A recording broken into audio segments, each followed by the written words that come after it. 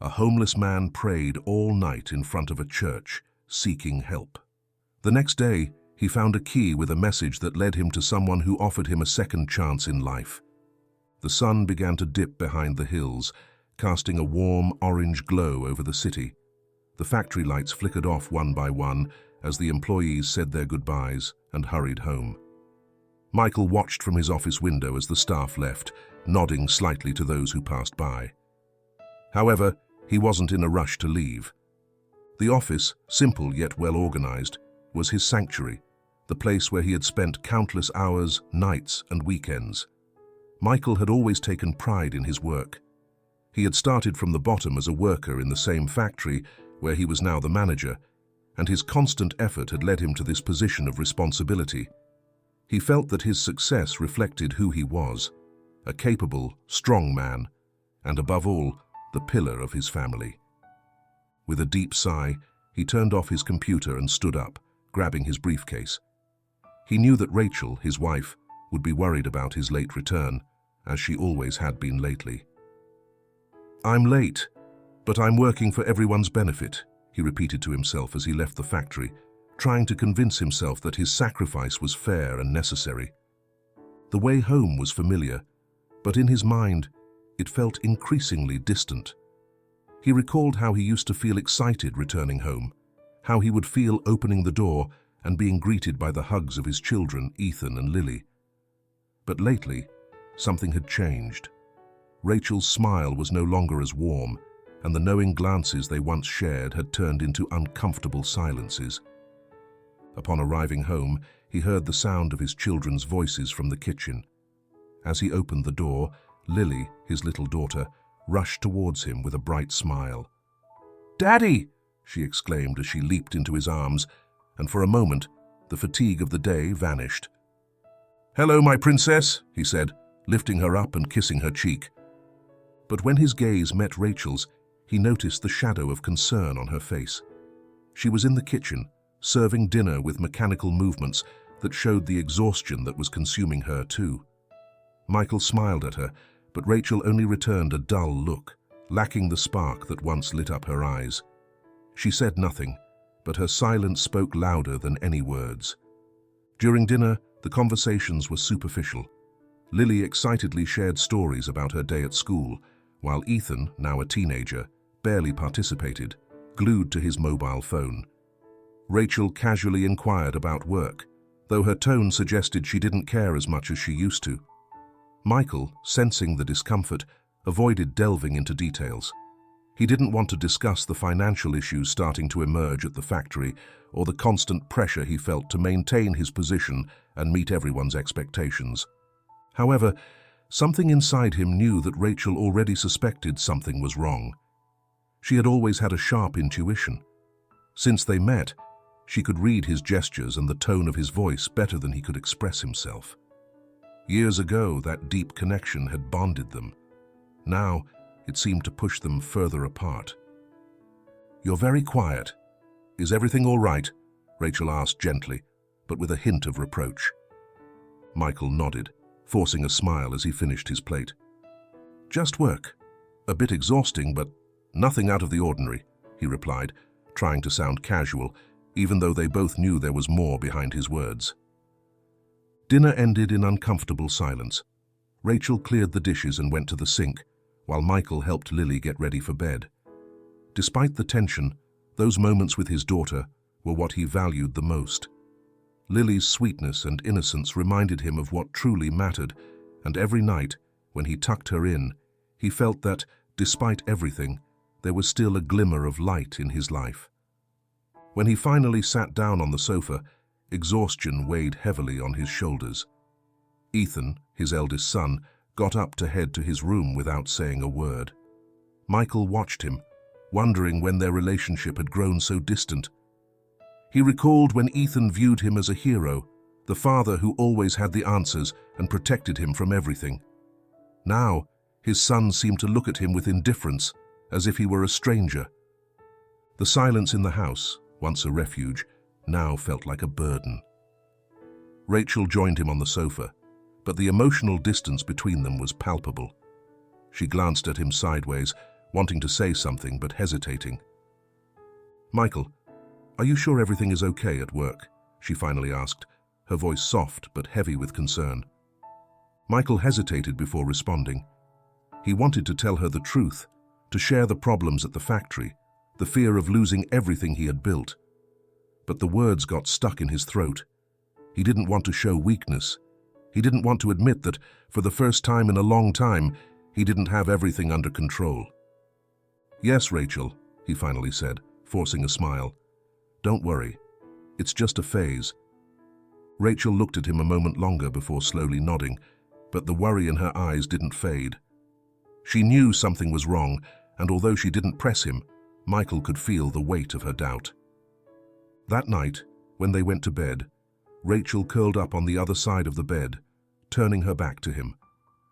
Michael stared at the ceiling for hours, unable to sleep, listening to the soft sound of Rachel's breathing beside him. The silence in the room was deafening, and amid that stillness, a feeling of helplessness began to take root in his chest. For the first time, he feared that what he was losing wasn't just control over his job, but over his own life. The noise of the machines in the factory had been, for years, a comforting sound for Michael. It represented stability, security, and control. It was the heartbeat of his professional life, a constant reminder that everything was as it should be.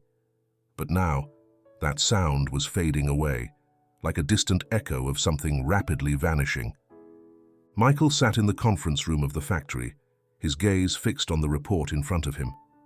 The numbers didn't lie. Orders had plummeted in recent months, and the company, after years of struggling to stay afloat, was on the brink of collapse. Meetings with executives, once focused on growth and productivity, had turned into desperate discussions on how to cut costs and delay the inevitable. In that particular meeting, the executives made the official announcement Michael had feared for weeks. The factory would close its doors in a matter of days. There would be no turning back. Dozens of families, including his own, would be left without jobs.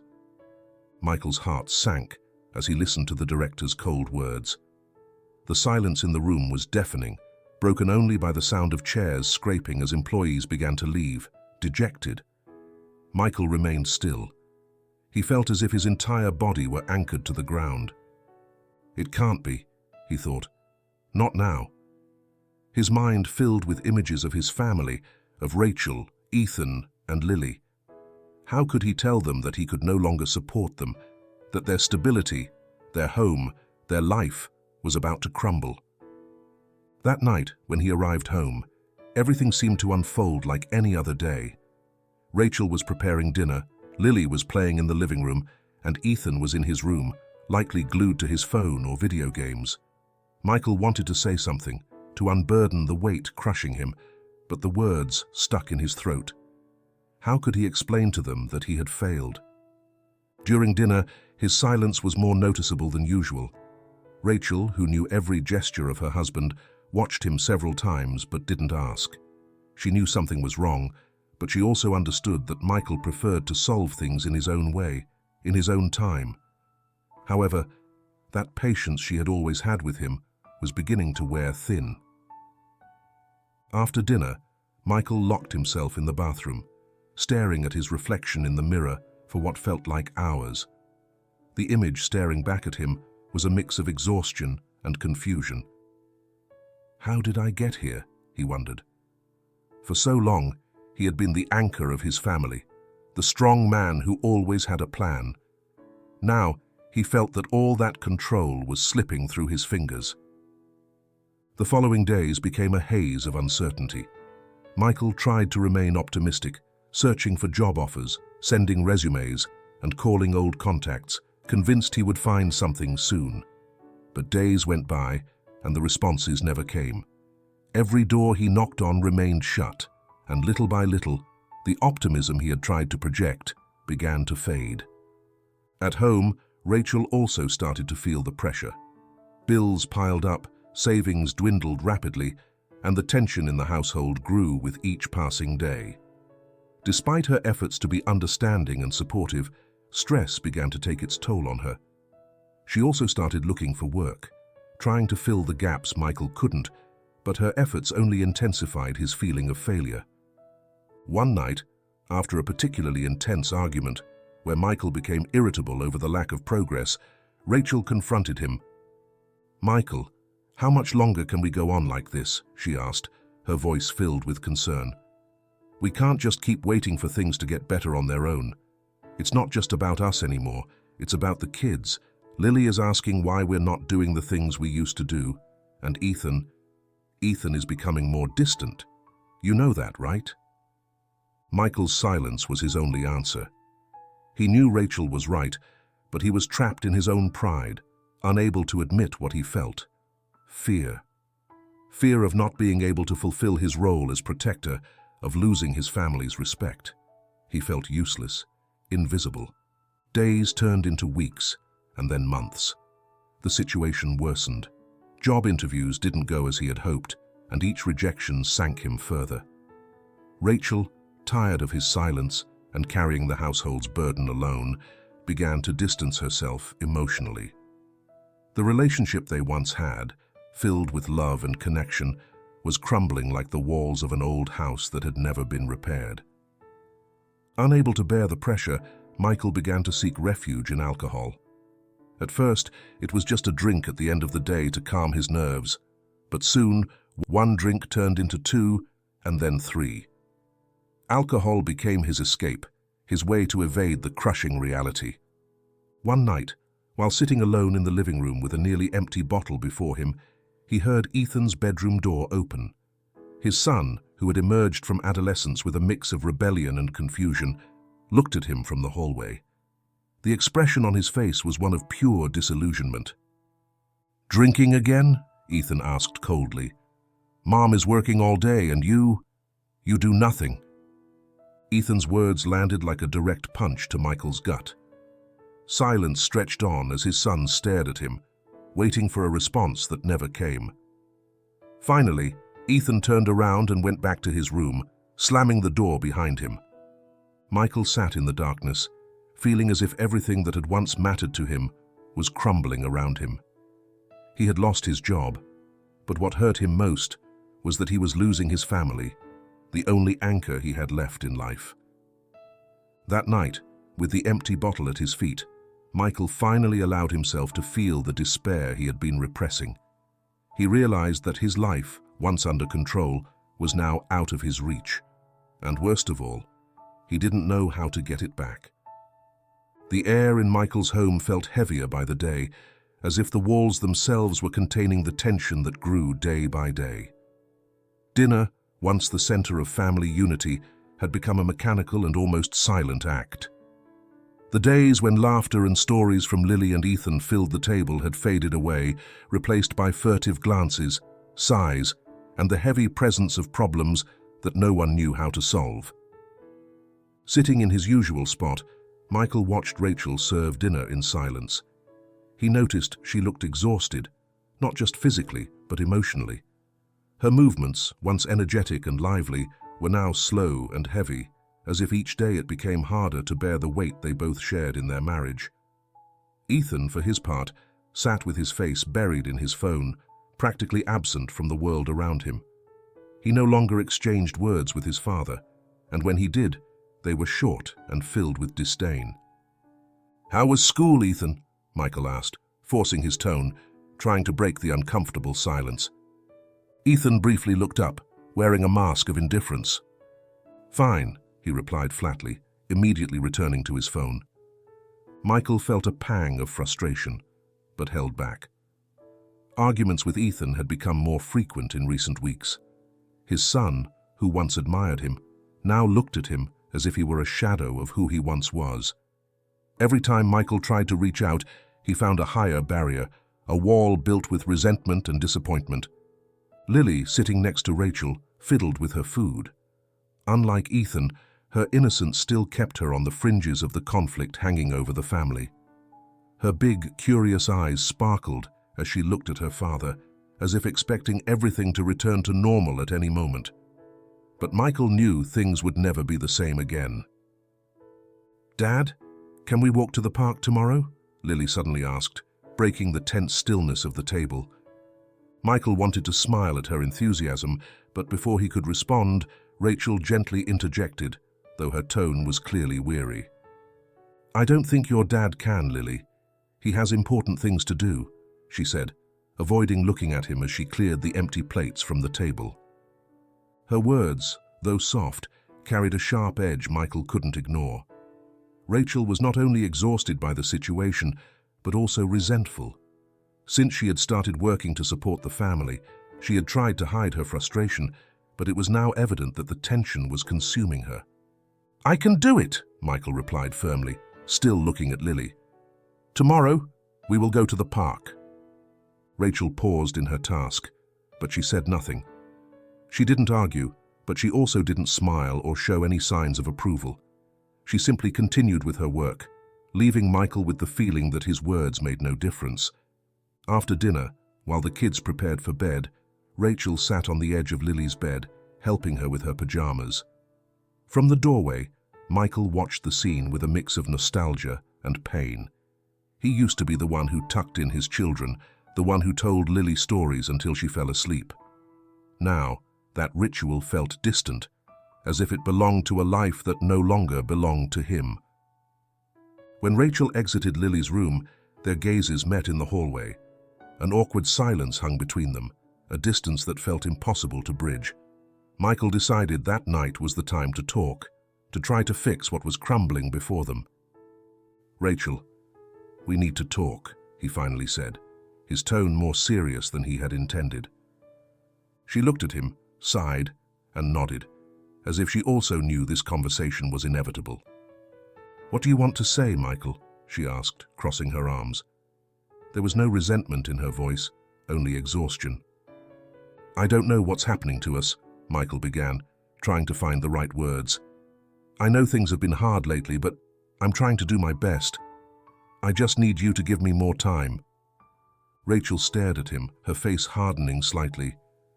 "More time," she repeated incredulously. "Michael, it's been months. It's not just the lack of work that's tearing us apart. It's that you're no longer here with us. Even when you're physically home, you're not emotionally present. You've left us, Michael. And I'm not just talking about bills or money. I'm talking about us, about this family. You're not the man I once knew." Rachel's words struck Michael like a hammer. He knew he had been distant, that the weight of his unemployment had caused him to withdraw into himself. But hearing Rachel say it out loud made him feel as if he were losing everything that had ever mattered. "I'm doing everything I can," he repeated, his voice now weaker, almost pleading. "It's not enough," she replied, her voice barely a whisper. "Not for me, not for the kids. I can't keep doing this, Michael. I need you to be here, to be the man I married, the father of our children. If you can't do that..." Rachel paused, biting her lip as if afraid to utter the next words. Michael felt a lump in his throat, unable to say anything that could fix what was broken. The words that normally came easily now felt out of reach. He was lost too. The silence between them was broken by the sound of a door gently closing. Ethan, who had been listening from the hallway, retreated to his room, leaving his parents amidst a sea of unresolved emotions. Rachel finally broke eye contact, turning her head toward the window. It seemed there was nothing more to say that night. Without another word, she turned and went to their bedroom, leaving Michael alone in the hallway, the weight of his failure pressing down on his chest. After that night, the fights became more frequent, more intense. What had once been occasional arguments had turned into shouting matches filled with frustration. Overwhelmed by helplessness, Michael retreated deeper into alcohol, growing more distant from his family. Ethan, who used to watch in silence, began to pull away completely, blaming his father for what was happening. Lily, though still young, began to sense the change in the family atmosphere. Her father was no longer the joyful, affectionate man who made her laugh. Now, there was a dark, silent, distant Michael.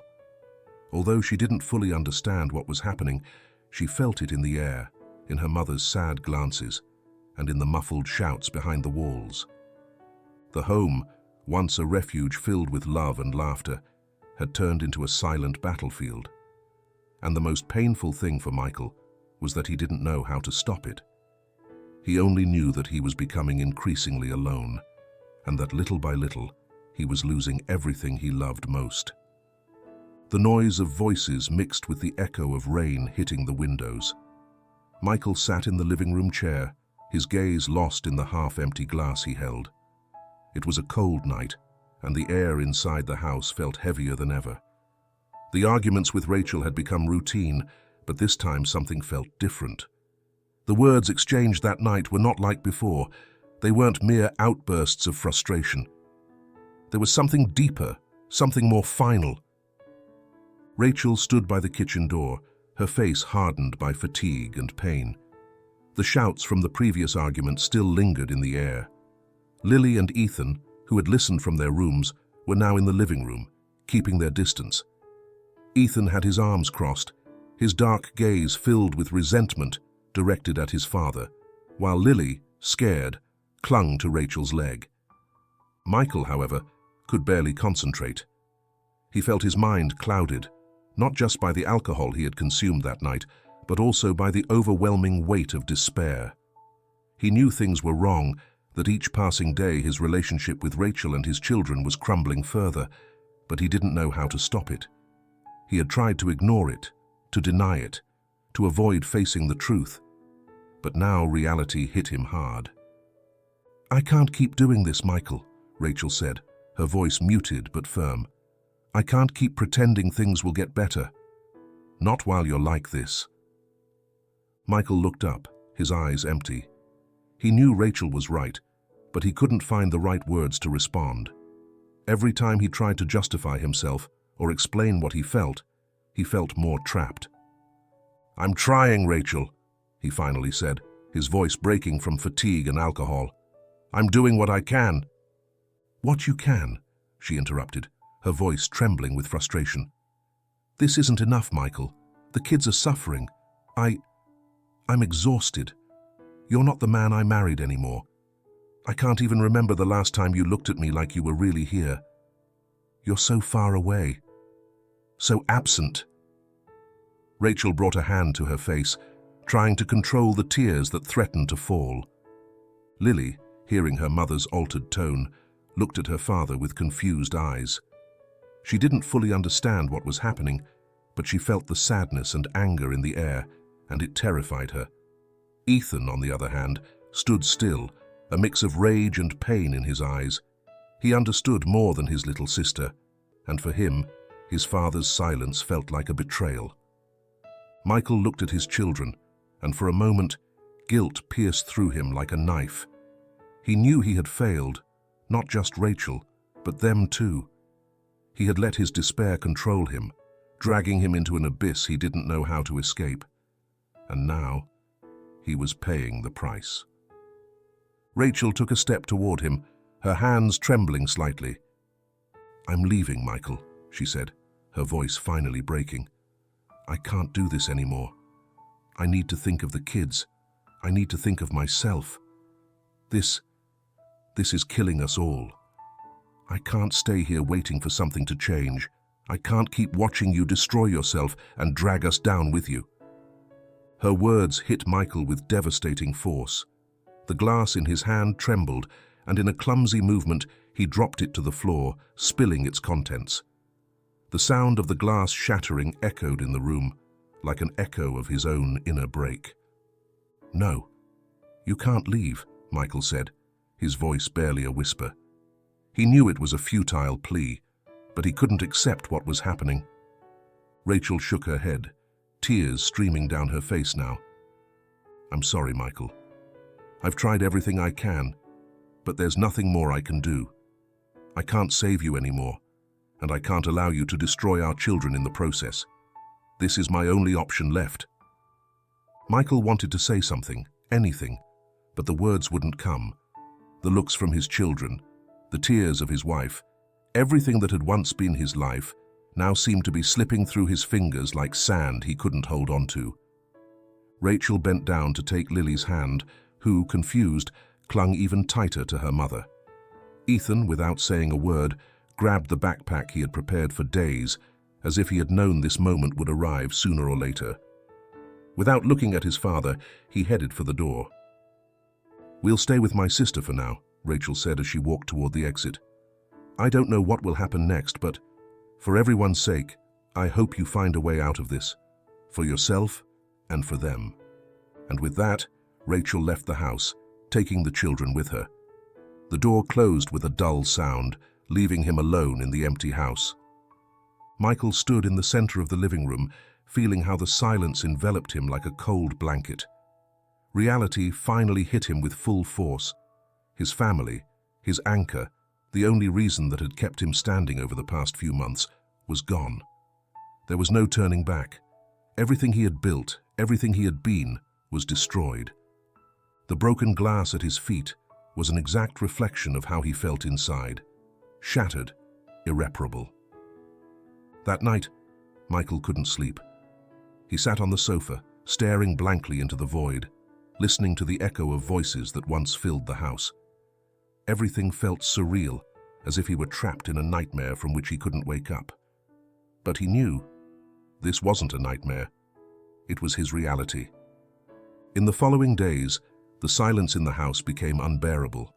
Michael walked through the empty hallways, where laughter and conversations had once resided, now only echoes of what had been. The house, once full of life, felt strange and foreign. He couldn't bear it, but he also didn't know how to fill that void. Bills began to pile up, and the little money he had left ran out quickly. Soon, the bank sent notifications about the mortgage he couldn't pay. He knew what was coming. He would lose the house, too. His whole life was crumbling, and there was nothing he could do to stop it. Finally, the day came when he had to leave the house. With a small suitcase and the clothes on his back, he found himself standing in front of the closed door for the last time. He looked at the empty building, with the windows shut and the lights off, and knew that chapter of his life had ended. Michael started to walk, not knowing where to go. The streets, once familiar, now felt strange and cold. He had no plan, no destination. He only knew he had lost everything. And for the first time in his life, Michael felt completely alone, homeless, familyless, and hopeless. The emotional isolation he had felt for months had turned into physical isolation. The dark, desolate streets wrapped around him as he began his new life, a life where the only thing left was the bitter reality of his failure. The cold wind seeped through the holes in his tattered coat, chilling his skin. Michael wandered aimlessly through the city streets, surrounded by the distant noise of cars and the bustle of urban life. Despite the constant movement of the city, he felt invisible. The shop lights and hurried passers-by didn't see him, and although he exchanged glances with some people, they all quickly looked away, as if he didn't exist, or worse, as if they didn't want to acknowledge that he did. It was his first week living on the streets. Each day felt harder than the last. At first, he thought it would be temporary, that he would soon find a way to rise again. But reality hit him harder each time. There was no plan, no easy solution. The doors that had once seemed open were now closed. What had begun as a walk through the city in search of work or shelter had turned into a constant wandering, a daily struggle to find a place to sleep without being disturbed. The nights were the worst. The cold not only bit at his skin, but also pierced his soul, making him feel more alone than ever. He curled up in any corner he could find, under a bridge or in the entrance of an abandoned building, trying not to think about what he had lost, but every thought returned to his family. The images of Rachel and the kids, their laughter, their hugs, everything that had once been his life, haunted him like an unrelenting shadow. One afternoon, while walking through an empty park, he noticed an older man sitting on a bench. He was wrapped in several layers of worn clothing, and his unkempt white hair blew gently in the wind. Michael hesitated for a moment before approaching. Something in the man's gaze, in his quiet resignation, drew him in. There was something about him that reflected the future Michael feared for himself. "You look lost, friend," the man said without looking up, as if he had sensed Michael's presence long before he arrived. Michael stopped a few meters away, unsure of how to respond. "I guess I am," he finally replied, a bitter tone in his voice. The older man looked up and regarded him with a slight smile. It wasn't a mocking or joyful smile, but one that expressed understanding, as if he had seen that expression on many others before. "That happens a lot around here. When you hit rock bottom, it's easy to get lost," the man said, shifting slightly on the bench to make room. "Sit down. It's cold. My name is Jorge." Michael hesitated for a moment, but fatigue and loneliness weighed too heavily. He sat down next to Jorge, letting out a long sigh. Words piled up in his throat, but they wouldn't come out. "You'll get used to it," Jorge said, not looking directly at him. "To this cold, to this silence.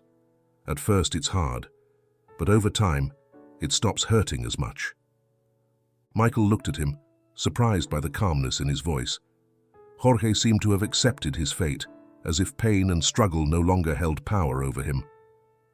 "How long have you been out here?" Michael asked, still feeling the word street was too harsh to say out loud. "Too long to count," Jorge replied with a sad smile. "A few years. I lost track after the second winter. At first I thought it would be temporary, but life has a funny way of dragging you further away if you don't have something to hold on to." Michael couldn't help but identify with those words. It was as if each day he spent on the street pushed him further from his old life, from what he once was, and propelled him into a void from which he didn't know if he would be able to escape. "Did you lose everything too?" he asked, his voice low, almost fearful of the answer. Jorge nodded slowly. "I had a family, a good job, everything a man could desire. But I made mistakes. And when everything started to crumble, I clung to the idea that I could fix it on my own. But life has a way of teaching you that pride isn't enough. I lost my wife, my children, my house, and in the end, I lost myself." Michael listened in silence, feeling every word from Jorge resonate within him. It was as if he were looking at his own future reflected in that man's eyes. "Why didn't you try again?" Michael asked, though he already feared the answer. Jorge looked at him intently, his expression softening. "Because after a while, you simply give up. The struggle wears you out, and when you no longer have anyone to fight for, it's easy to let go." Jorge's words weighed heavily on Michael. He felt he was a step away from that same abyss. His family was gone, and even though he still loved them deeply, the distance separating them felt insurmountable. What was the point of fighting when everything he had lost was the only thing that mattered to him? Days passed, and Michael began to spend more time with Jorge. He followed him in his daily routines, learning the unwritten rules of life on the streets, where to find food, how to stay safe at night, and above all, how to survive the cold, both physical and emotional. But despite the camaraderie he found with Jorge, there was something about his resignation that disturbed Michael. Every time Jorge spoke of his past life, he did so with a coldness that frightened Michael. There was no anger, no pain, just an empty acceptance. It was as if Jorge had forgotten that he once had something to live for. Michael, on his part, felt he still had something to hold on to, even if that something was far out of reach.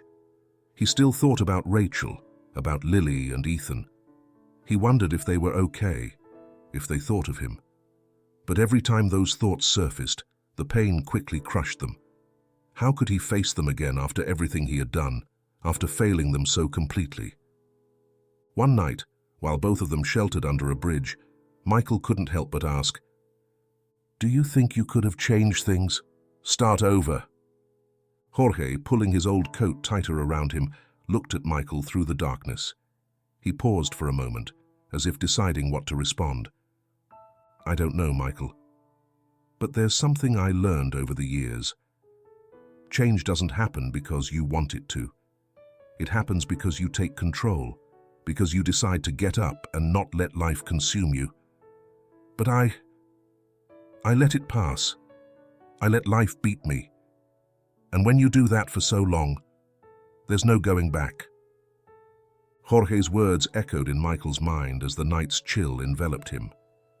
As he gazed at the barely visible stars between the buildings, Michael knew he was at a crossroads. He could give up, like Jorge had, or he could fight for a second chance, even though he didn't know where to start. Yet something inside him told him that it wasn't time to give up. Not yet. The sun was setting, painting the sky with shades of orange and violet that felt strangely irrelevant to Michael. He no longer found comfort in the world around him, a world that seemed to move on while he remained trapped in a cycle of despair. Each day was a repetition of the last, searching for food, finding a safe place to sleep, and trying to ignore the cold that seeped under his skin. But more than the cold of the environment, what he truly felt was a much deeper void. He found himself sitting on the steps of an old church in the downtown area, the same place he had wandered to several times. In his childhood, churches had provided him solace and peace. He clearly remembered how his mother would take him by the hand to Mass on Sundays, how they would pray together. For his mother, faith was a rock, something unshakable. For little Michael back then, God was a close presence, a kind of invisible but warm refuge. But now, as he looked at the closed doors of that church and the stained glass glowing with the last rays of the day, he felt nothing. Or perhaps he felt too much. Rage, frustration, loneliness, and above all, abandonment. He no longer believed that God was listening. He wondered if everything he had once believed was just an illusion. Where was God when he needed him most? Why had he let him fall so low? He used to pray when things got tough, when life seemed challenging but manageable. However, after losing his family, his home, and himself, his prayers had ceased. And when he had needed it most, God had not responded. Michael sighed, rubbing his hands together to try to warm up. He looked up at the cloudy, gloomy sky and couldn't help but feel small and insignificant. It was as if the world had moved on without him, and God, if he really existed, had done the same. "Why?" he murmured softly, not expecting an answer. "Why did you let me fall so low?" He didn't expect a miracle, but a part of him still remembered those nights when his mother would tell him that God was always listening, that he would never abandon him. But those words, which had once comforted him, now sounded hollow, empty. "Where are you?" he whispered again, feeling the anger begin to boil in his chest. "Why don't you answer me?" The echo of his words faded into the empty street. No one was listening. No one was responding. He closed his eyes and, for a moment, tried to remember the prayers he used to recite as a child. But it was hard. The words felt distant, as if they belonged to someone else. The few times he had tried to pray since ending up on the streets, the words got stuck in his throat, filled with bitterness. A surge of rage pierced through him. What good was faith if, when everything crumbled, God remained silent? He felt as though he had been shouting into the darkness, waiting for a sign, a signal, anything to indicate that his suffering had a purpose, that he wasn't alone. But the silence, the unbearable silence, was destroying him. Michael looked at the closed doors of the church as if they were the exact symbol of how he felt. Closed, blocked, inaccessible. "There's no one there, is there?" he said aloud, though his voice cracked at the end. He knew that many of the other homeless people he knew held some form of faith. Some prayed every night before sleeping on the streets, others wore crosses around their necks, or spoke of how God had given them the strength to survive. But Michael couldn't understand it. He saw no grace in moving forward when everything he had built, everything he loved, had been destroyed. The lonely nights under bridges and in dark corners of the city only reinforced his conviction that he was alone. If God was anywhere, he seemed to have forgotten him a long time ago. He got up from the steps and began to walk, feeling how the cold of the night wrapped around him even more. Each step he took felt heavy, as if he were dragging an invisible weight on his shoulders. There was no sense of purpose in his movements, just a need to keep going, even if he didn't know where. As he walked through the empty streets, he remembered the times when, as a child, his mother would wake him early to attend Mass. The church always smelled of incense, and he, small and sleepy-eyed, would cling to her hand while listening to the prayers and hymns. That boy who once believed God would always protect him no longer existed. He passed by a group of people sheltering under a bridge, their bodies wrapped in blankets and cardboard to protect themselves from the cold. Some murmured to one another, while others stared blankly ahead, as desolate as he felt. Michael had learned not to get too involved with them. The stories of those on the street were always tragic, and sharing their pain only made him feel more powerless. When he arrived at his usual spot, a small nook beside a park, he curled up under a tree, wrapping himself in his coat as best he could. Jorge wasn't there that night. He had probably found a better refuge from the cold. Although Jorge's presence had offered him some company in the previous nights, this total solitude weighed on him more than ever. Michael closed his eyes, trying to ignore the cold seeping through his worn coat. He felt his hands tremble, not just from the cold, but from a mix of emotions coursing through him: rage, despair, sadness. "If you really exist, show me," he murmured through clenched teeth. "Give me a reason to keep going, because I can't take it anymore." The silence that followed was almost deafening. Michael let out a long, shuddering sigh, tears beginning to flow down his cheeks, which he could no longer hold back. He didn't bother to wipe them away. He felt as if he had been holding that pain in for far too long, and now he simply couldn't anymore. In that moment, Michael felt something deeper than the cold. It was an overwhelming loneliness, a feeling of having been abandoned, not just by God, but by life itself. What had once been hope was now hopelessness. What had once been faith was now disbelief. He felt as if his heart had turned into a dark void with no possibility of being filled again. As he huddled on the ground, the words he used to hear in church as a child echoed in his mind. God will never abandon you. But now, those words felt like a cruel lie. Michael closed his eyes, embraced by his own despair. The faith that had once held him up had vanished, leaving only a deep, painful void. The next morning, the first rays of the sun began to warm his face. Michael stirred slowly, still feeling the cold in his bones, but also a slight sense of calm. When he opened his eyes and sat up, he noticed something strange beside him. A small metal key rested on the steps of the church, and beside the key was a white envelope. Michael picked it up with trembling hands, not understanding where it had come from. He looked around, but the street was empty. There were no signs of anyone. With his heart racing, he carefully opened the envelope. Inside, he found a note written in elegant, clear handwriting. The words took his breath away. "This key opens a door to a new opportunity. Look for number 12 on Hope Street." Michael stared at the paper, unable to comprehend what was happening. Was it real? Who had left this? What did it mean? His mind filled with questions, but deep down, something more profound ignited within him. For the first time in months, he felt a real possibility of change. He didn't know if it was a miracle or a coincidence, but for now, that didn't matter.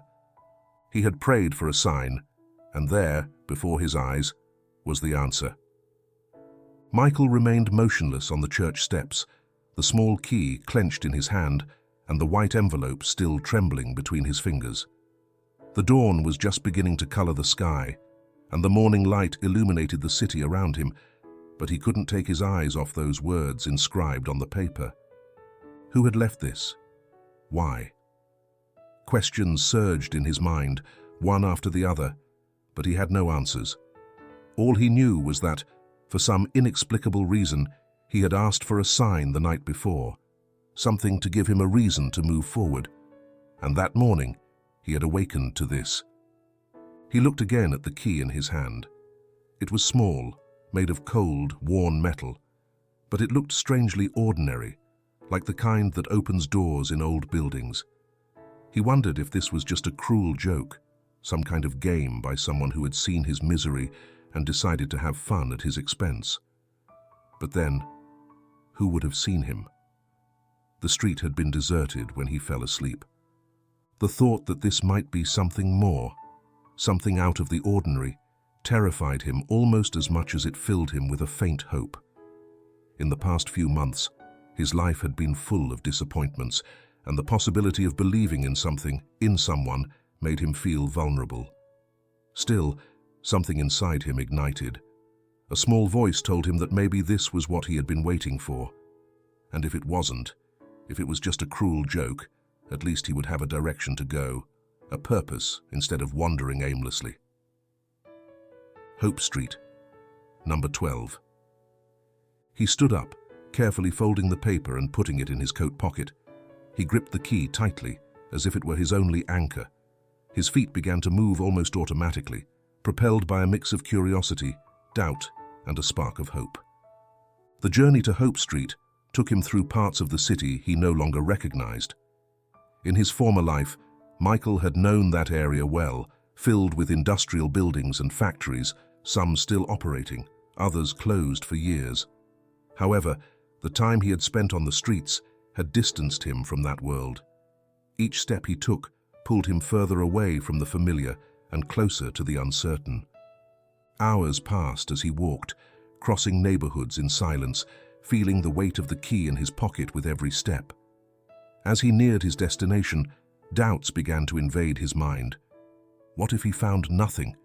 What if this was just a trap? Why would someone do this for him, a man who had lost everything? Finally, he arrived at a narrow alleyway that barely stood out amidst the urban chaos. The worn and nearly illegible sign confirmed he had arrived. Hope Street. Michael paused for a moment, taking a breath. This wasn't a street like the others. It was more of a forgotten alley, lined with old, dilapidated buildings. It seemed like a place abandoned by time, a forgotten corner of the city. He began to walk slowly, searching for number 12. His heart raced in his chest, adrenaline mixing with the uncertainty of what he might find. The numbers on the doors of the buildings were faded or nearly non-existent, but finally he saw it. Number 12, carved into a weathered, cracked wooden door. He stopped in front of the door, staring at the rusty lock. His hand trembled as he pulled the key from his pocket. It looked so small compared to the door, but something inside him told him this was the right lock. He took a deep breath and, with the key between his fingers, carefully inserted it into the lock. Click! The sound of the mechanism releasing was soft, but for Michael, it was like the beating of a drum in the morning stillness. He closed his eyes for a moment, trying to calm himself, and then pushed the door open. On the other side awaited a place he hadn't expected. The interior of the building was surprisingly welcoming. It wasn't luxurious, but it was clean and warm, a stark contrast to the cold and dilapidated exterior. The walls were decorated with black and white photographs of smiling people, and a soft aroma of hot food floated in the air. Michael felt his knees weaken at the sight of the warmth of the space. "I've been waiting for you," said a gentle voice behind him. Michael slowly turned around and saw an older man, with grey hair and a kind face, watching him with a warm smile. His eyes radiated a mix of wisdom and compassion, as if he had seen many lives pass through that very place. "I'm Mr. Richard," the man said, extending his hand. "Welcome to the shelter." Michael looked at him, unsure of what to say. How was it possible that this man was expecting him? How did he know he would come? Questions flooded his mind, but instead of speaking, he simply accepted the handshake. Mr. Richard invited him fully into the shelter, closing the door behind them. Michael noticed several people in the space, some sitting at tables, eating or chatting, while others were cleaning or helping with small tasks. The atmosphere was one of community and support, something Michael hadn't felt in a long time. "We help people who have lost their way here," Mr. Richard explained, as he guided Michael to a small table. "We don't ask questions about your past. It doesn't matter who you were or what mistakes you've made. This is a place to start anew, if you're willing. Mr. Richard's words resonated deeply within Michael. A place to start over? Did that really exist for someone like him? "I don't know if I can start over," Michael said, his voice breaking. "I've lost too much." Mr. Richard looked at him tenderly, as if he had heard those words many times before. "We've all lost something, Michael. What's important isn't what you've lost, but what you decide to do with what you have left. If you're here, it's because you still have a chance. You still have hope." Michael felt a knot form in his throat. That word, hope, had eluded him for so long that he had almost forgotten what it meant. But now, sitting in that warm place, with the key still in his pocket, he began to believe that maybe, just maybe, there was still something worth fighting for. Mr. Richard offered him a warm meal and a place to sleep that night. Michael, although bewildered by everything that had happened, accepted. He felt strangely safe, as if he had arrived at a place he had been searching for without knowing it. That night, for the first time in a long time, Michael slept in a warm bed. And although not all of his questions had been answered, he knew he was at the beginning of something new. The door he had opened with that small key had not only granted him access to shelter, but also to a new opportunity, a path toward redemption he had never imagined.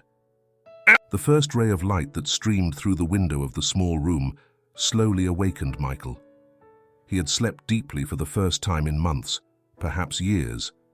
The mattress was simple, but compared to the cold, hard ground of the streets, it felt almost like a luxury. For a few seconds, as he lingered between sleep and wakefulness, he almost forgot where he was. The feeling of peace was so strange and distant that for a moment he thought everything he had lived through in the past weeks had been a nightmare from which he had awakened. But reality caught up with him as he opened his eyes completely and recognized the modest but clean room he was in. Despite the emotional discomfort that accompanied him, he noticed that his body, at least, was rested, something he hadn't felt in a long time. He sat on the edge of the bed, observing the small space around him. A nightstand with a lamp, an old wardrobe, and a window letting in the morning light.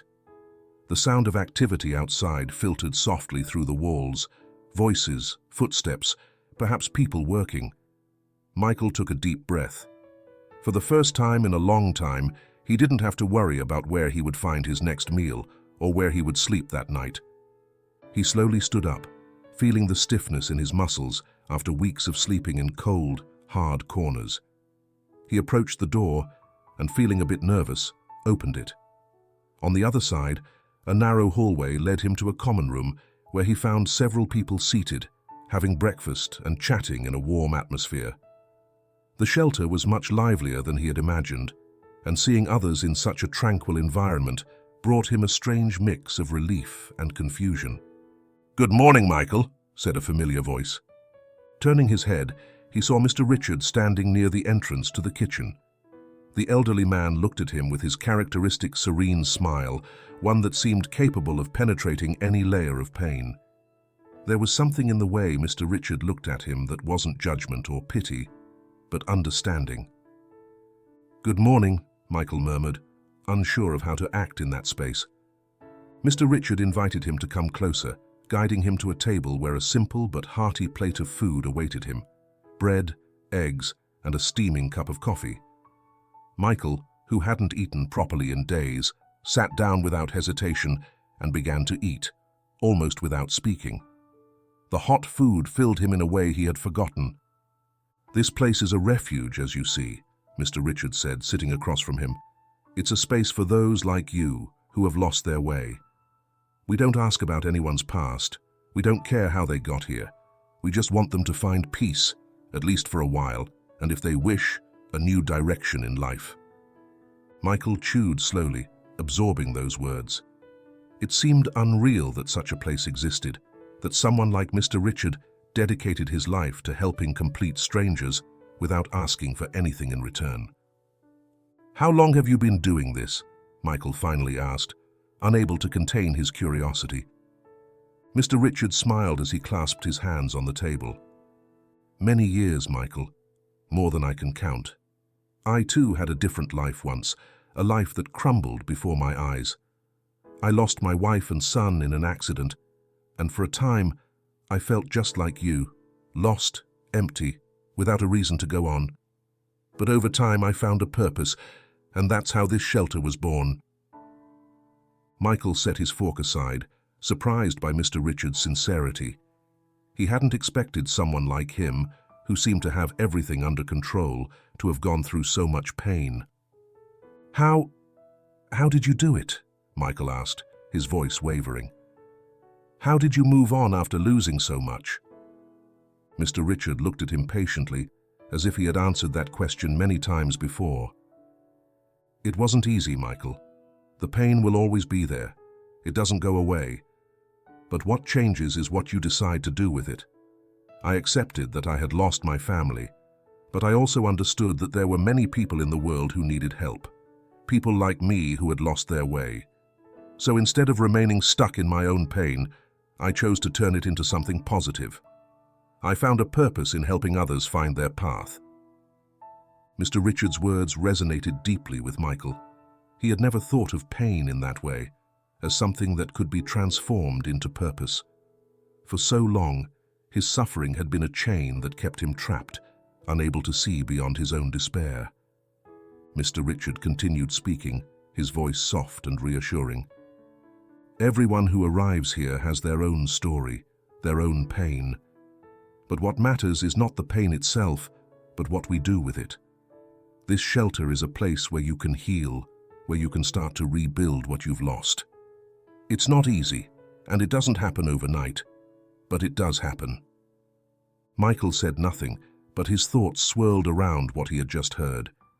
It was hard to imagine a future where he could leave behind everything he had lost. The feeling of failure still enveloped him, but Mr. Richard's words planted a small seed of possibility in his mind. After breakfast, Mr. Richard invited him to tour the shelter. As they walked through the hallways, Michael saw other residents engaged in simple tasks, cleaning, organizing, or simply chatting with each other. There was a sense of community, something that felt almost foreign to Michael after so much time alone.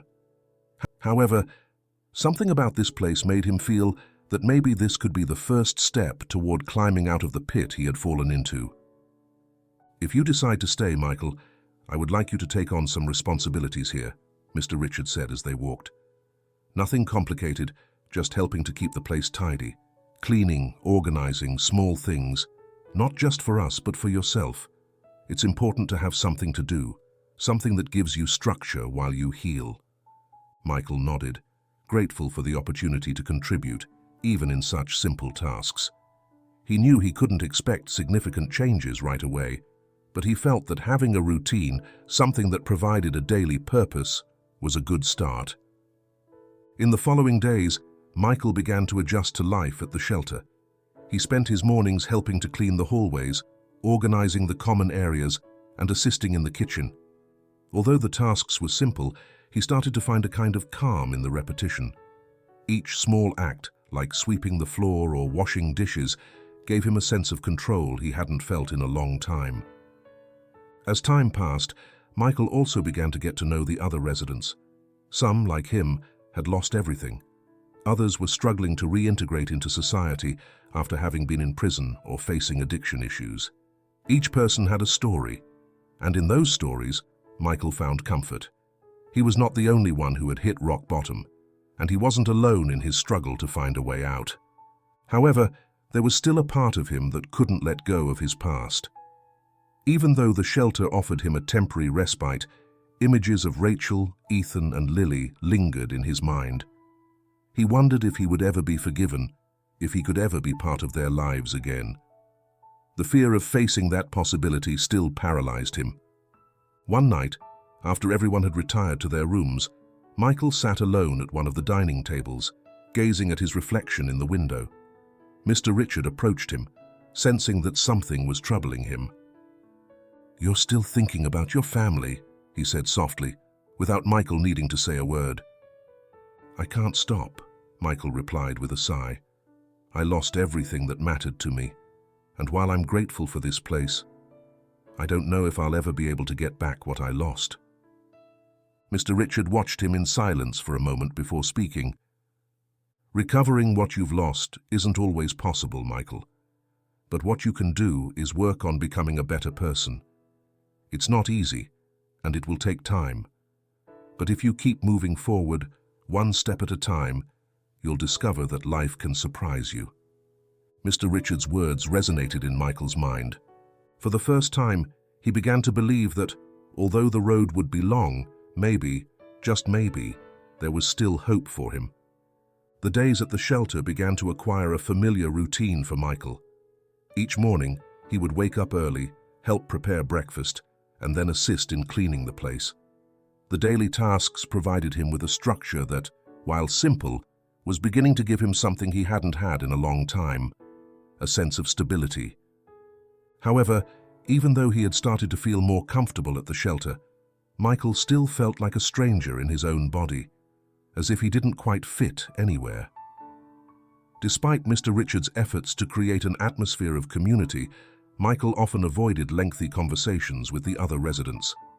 There was something inside him, an invisible barrier that prevented him from fully opening up. He still felt overwhelmed by the guilt and pain of his past, and he feared that sharing his story would only stoke the flames of his own despair. One day, while cleaning one of the tables in the dining room, Michael noticed a woman sitting in a corner, apart from the others. He had seen her before, but they had never spoken more than a few polite words. Her name was Christine, and she always had a serious, distant expression, as if she were trapped in an inner world she didn't want to share with anyone. She was a woman in her 40s, with a weary face and deep, dark circles under her eyes, as if she hadn't slept well in a long time. Michael approached her cautiously, still unsure how to start a conversation. Something in her posture reminded him of how he had felt when he first arrived at the shelter, distrustful, isolated. "May I sit?" he asked, hoping she wouldn't reject him. Christine glanced at him sideways and gave a slight nod. She didn't say anything, but her gesture was enough for Michael to take a seat across from her. "It's hard to adjust here at first," Michael said, trying to break the silence. "But it seems like we all have our stories, right?" Christine regarded him for a moment, her gaze stern and wary. Finally, she let out a sigh and looked at the cup of tea in front of her. "Everyone has a story here," she replied, her voice low and hoarse. "Most of them are stories they don't want to remember." Michael nodded, knowing exactly what she meant. "Do you mind if I ask what yours is?" he dared to say, though he didn't want to force her to speak if she wasn't ready. Christine remained silent for a long time, as if debating whether to share what she held inside. Finally, she took a deep breath and spoke, her voice laden with pain. "I was a nurse," she said, not looking at him. "I worked in a hospital for years. I loved my job.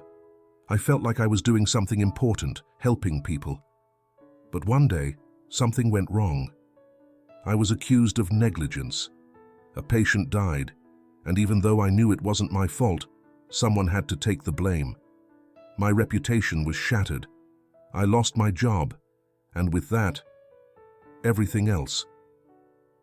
Michael listened in silence, feeling Christine's story resonate with his own pain.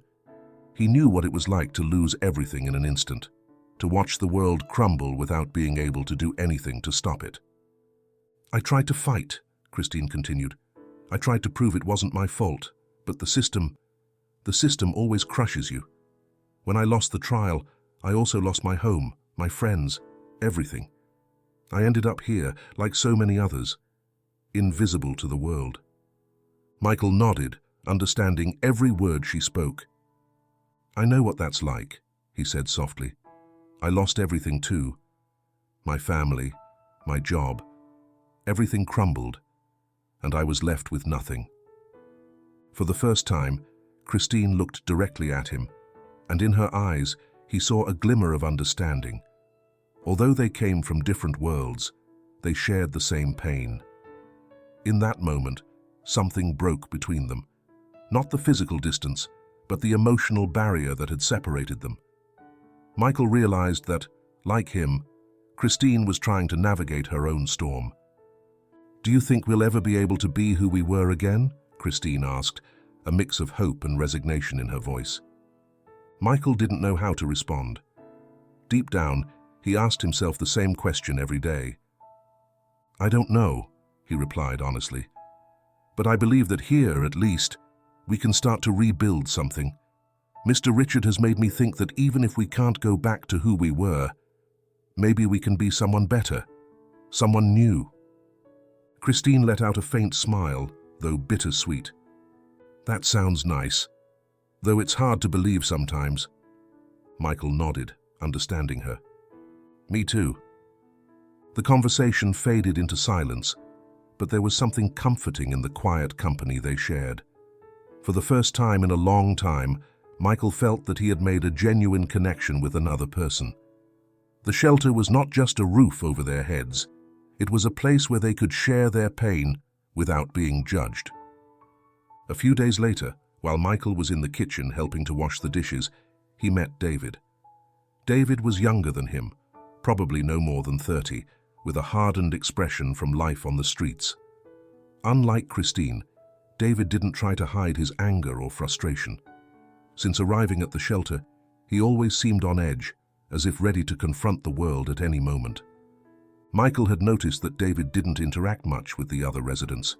He was reserved and distrustful, as if he were waiting for someone to betray him at any moment.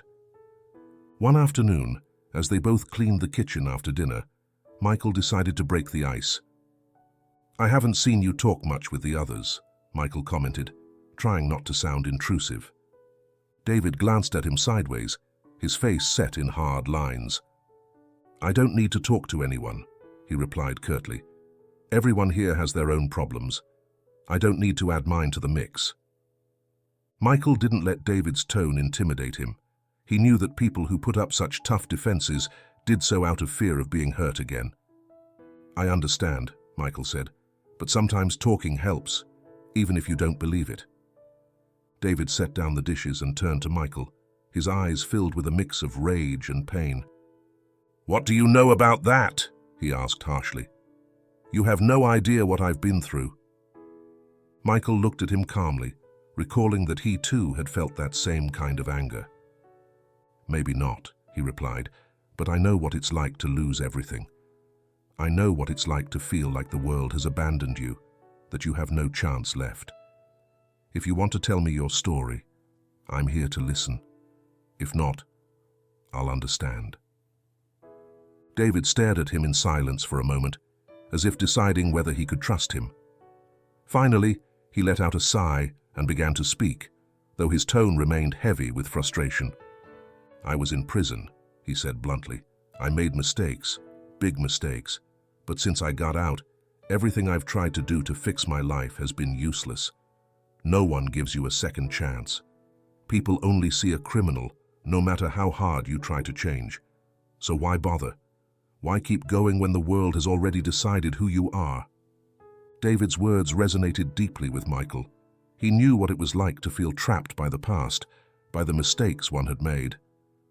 "I'm not one to judge you, David," Michael said. "No one here is. But Mr. Richard believes in second chances. And if you're here, it's because you can still change. We all can change." David looked at him in silence for a few moments, then simply nodded before returning to his task. It wasn't a long conversation, but it was enough for both to understand that, deep down, they shared the same yearning for redemption. The first light of dawn barely illuminated the shelter when Michael got out of bed. The daily routine, though simple, had provided him with an unexpected calm. He felt more stable, more present, even though deep in his heart he still carried the weight of his guilt. Each day was an internal battle between his desire to improve and the dark shadow of his past. That morning, as he walked toward the kitchen to help with breakfast, he saw Mr. Richard sitting in the small patio of the shelter, surrounded by plants that seemed to be his secret passion. The old man was busy pruning some flowers, with a calm focus that had always intrigued Michael. Mr. Richard looked up and smiled when he saw him. "Good morning, Michael. It seems that today the sun is smiling on us a bit more." Michael smiled faintly and, without thinking too much, decided to join him in the patio. "It does seem so," Michael replied, taking a seat on a nearby bench. "Though some days I can't help but feel like the sun doesn't shine equally for everyone." Mr. Richard looked at him calmly, as he always did, as if he understood more than Michael was saying. "Are you still carrying that shadow inside you, aren't you?" he asked gently, setting aside his gardening tools to focus on Michael. Michael nodded, unable to hide his discomfort. There were days when he could ignore it, days when the shelter's tasks and conversations with the other residents kept him busy enough not to think too much. But there were nights, long and silent, when all the pain returned, and the guilt overwhelmed him. "I don't know if I'll ever be able to leave all of this behind," he finally said. "Everything I did, everything I lost. I can't stop thinking about my family, about how I disappointed them. And while I've found a place to start over here, I'm not sure I deserve a second chance." Mr. Richard listened in silence, not interrupting. He was a man who understood the value of silence, allowing people to vent without imposing immediate answers. When Michael finished, the old man nodded slowly. "Forgiveness, Michael. Everything you're feeling, everything that troubles you, has to do with forgiveness. Not just from your family or those around you, but the forgiveness of yourself." Michael frowned at those words. Self-forgiveness was a strange concept, one he hadn't even considered. For him, redemption could only come from others, from Rachel, from his children, from those he had disappointed. But Mr. Richard was proposing something different, something deeper. "How could I ever forgive myself, Mr. Richard?" Michael asked, feeling a lump rise in his throat. "After everything I've done, after letting my life fall apart, how can I just forgive myself?" Mr. Richard looked at him with that wise calm he always radiated. He was a man who had seen much pain, but he had also witnessed the power of redemption in action. "Forgiveness isn't an act that happens overnight, Michael. It's a process, a path you walk step by step. It's not about forgetting what you did or justifying your mistakes. It's about accepting that, like all human beings, you made errors. It's about understanding that your worth is not defined by those mistakes." Michael looked down, trying to process what Mr. Richard was saying. It was difficult. For months, he had felt that his entire life was defined by his failures and losses. The idea that there could be something more beyond that was almost impossible to conceive. "When you arrived here," Mr. Richard continued, "you were searching for something, even if you didn't know what it was. Maybe you were looking for a sign that your life still had value, that not everything was lost. And that key you found was just the beginning. That key not only opened a physical door, Michael, it also opened a door inside you, one that allows you to start believing again in the possibility of being forgiven, of being worthy of love and redemption." Michael felt those words penetrate him. It was true that he had been seeking a sign, something to tell him that his life still had a purpose. But doubt and the fear of having gone too far always haunted him. "I don't know if I can ever have faith again," Michael admitted in a whisper. "I feel like God, or whatever is up there, abandoned me a long time ago." Mr. Richard looked at him with tenderness and compassion. He knew that many who arrived at the shelter came with the same wound, a broken faith, a feeling of abandonment. He had gone through that himself when he lost his family, and he knew it wasn't easy to believe again. God didn't abandon you, Michael, but sometimes, in the midst of our suffering, we drift so far that we stop feeling His presence. We stop hearing Him. We think silence is the absence of answers, but sometimes silence is where answers begin to form. Faith, like forgiveness, isn't something that comes immediately. It's a process, a seed you must tend to and nourish over time. Michael felt a slight shiver, but not from the cold, something deeper. He wasn't ready to say that his faith had been restored, but for the first time in a long time, He considered that maybe he wasn't as alone as he had thought. "And how do I start?" Michael asked, almost embarrassed by the simplicity of his question. Mr. Richards smiled, a warm smile that conveyed understanding. "Start by forgiving yourself, by accepting that you deserve a second chance. Then let faith grow back within you. You don't need to force it. Just allow the small things to speak to you, like that key you found did. And little by little, you'll see that faith, like life, always finds a way to blossom if you give it space to do so." Michael remained silent, letting Mr. Richards' words settle in his mind and heart. He knew it wouldn't be easy. He knew there would be days when the darkness would still consume him. But for the first time, he felt that maybe there was a way forward, a path that would not only lead him to reclaim his life, but also to find something deeper, something that had eluded him for so long. "Thank you," Michael said, his tone more sincere and vulnerable than ever before. "I don't know how, but I want to try." Mr. Richard nodded, as if he had known that answer long before Michael spoke it. "You have all the time you need here, Michael. There's no rush. But remember, as long as you keep moving forward, you will never be alone." Michael stood up from the bench, feeling a little lighter, as if for a moment the burden he carried was a bit more manageable. He still had a long way to go, and the wounds of his past wouldn't disappear overnight. But at least now he had a direction, a goal. Forgiveness, both for others and for himself, and the slow return of the faith he had lost. That day, as the sun shone down on the shelter and the other residents continued with their daily activities, Michael felt that although the future remained uncertain, there was a small spark of hope within him, a spark that, if nurtured, could grow and guide him back to the path of redemption. Michael was cleaning the dining room of the shelter, lost in his thoughts, when he suddenly heard the sound of light footsteps running toward him. Before he could react, he felt a small tug at the back of his jacket. Turning around, he found a familiar face. Logan, Maria's son, one of the younger residents of the shelter. Logan, with his big, curious eyes and playful smile, looked at him with admiration. He was about 5 years old, with messy hair and the enthusiasm of a child who had not been completely affected by life's hardships. Michael had noticed that Logan had often watched him from a distance, as if he saw him as a kind of silent giant. "Do you want to play with me?" Logan asked with that innocent energy that seemed so out of place in a place like the shelter, yet at the same time lit up every corner where he was. Michael blinked, surprised. He wasn't used to children approaching him since he had lost contact with his own kids. The knot in his chest tightened immediately as he remembered Lily, his little princess, and Ethan, his eldest son. It had been so long since he had seen them, and the guilt assailed him again. But before he could respond with some excuse, the sparkle in Logan's eyes completely disarmed him. "Sure, Logan," Michael said, forcing a smile.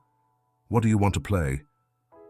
Logan's face lit up even more, and without thinking twice, he began to run around the dining room like an airplane, extending his arms like wings and making engine noises with his mouth. Michael couldn't help but smile genuinely at the scene. It was a moment of pure innocence amidst all the sadness and problems of the shelter.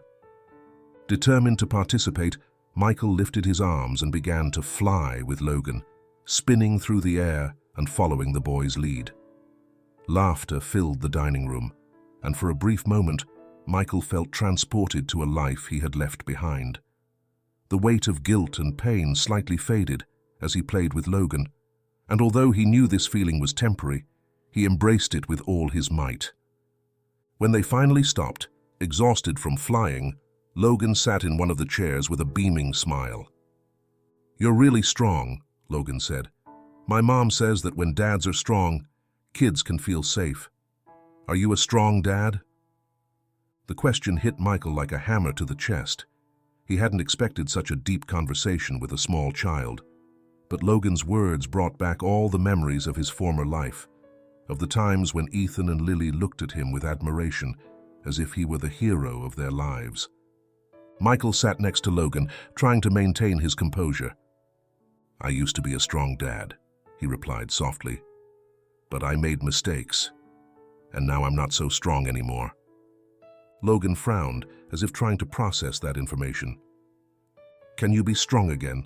he asked, with the innocence of a child who still didn't understand how complicated the adult world was. Michael felt a pang in his heart. He didn't know if it was possible, but he wanted to believe that maybe, if he continued on this path of redemption, he could become the father his children deserved. He looked at Logan and smiled. "I'm trying to be strong again," he finally said. "Sometimes it takes time, but I'm trying." Logan nodded, as if the answer made complete sense to him. Then, without warning, he jumped up from his seat and gave Michael a hug. The gesture surprised him, but after a moment, he allowed himself to return the embrace. He felt the warmth of Logan's small body, and something inside him softened. That simple act of affection from such an innocent child disarmed him in a way he hadn't expected. He couldn't remember the last time someone had hugged him, let alone a child. As he held him, he couldn't help but think of his own children, of what his life might have been like if things hadn't gone so wrong. After a few moments, Logan released him and ran off to find his mother, leaving Michael alone in the dining room. Even though the boy was no longer at his side, the impact of his company lingered with him. The emptiness he felt inside seemed less deep, at least for that day. Later, while washing dishes in the kitchen, Mr. Richard appeared beside him. He watched Michael for a moment before speaking. "Logan has taken quite a liking to you," he said with a smile. "Sometimes children can see what we ourselves can't see within us." Michael shrugged, but he couldn't help but smile at Mr. Richard's words. "He's a good kid," Michael replied. "He reminds me of my own children, though I don't know if I'll ever get to see them again." His tone was low, filled with sadness, but also a hope he barely dared to acknowledge. Mr. Richard nodded, understanding without needing further explanation. Children always hold a place in their parents' hearts, even when there's distance. It's never too late to try to mend past mistakes, Michael.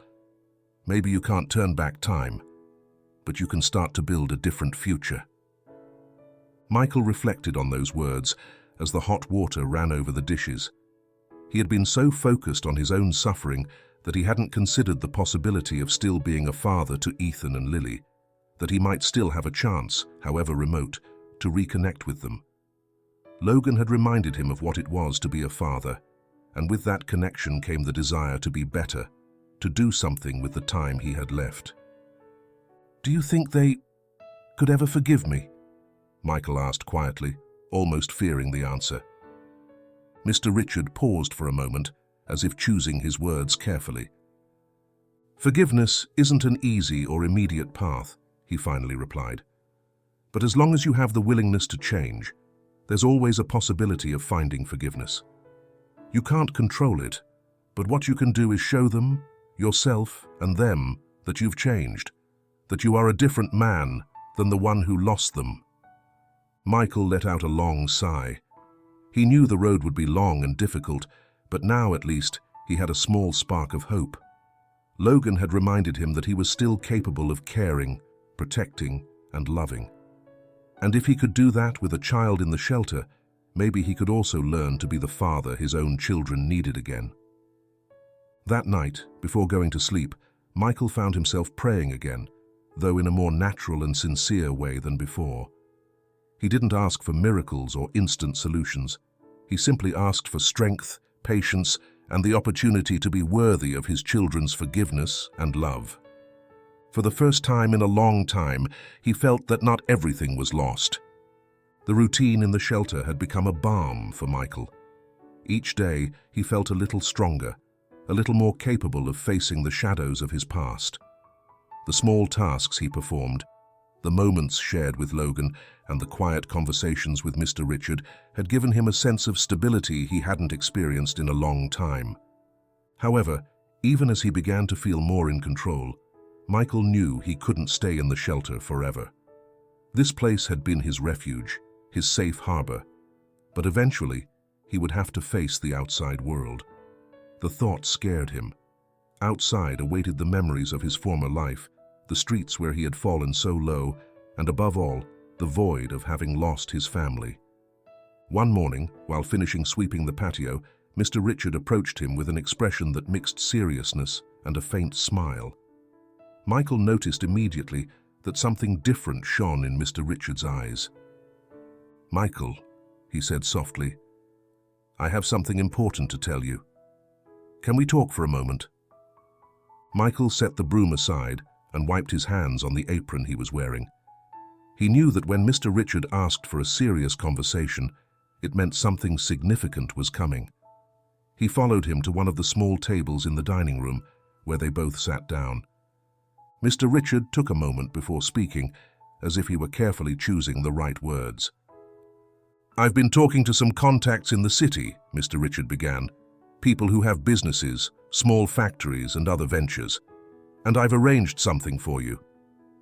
Michael frowned, a bit confused. "Something?" he asked, not quite understanding. "A job offer," Mr. Richard replied, breaking into a slight smile. "It's at a nearby factory. It's nothing luxurious, but it's honest work and well paid. It will allow you to regain a source of income and start reclaiming your life.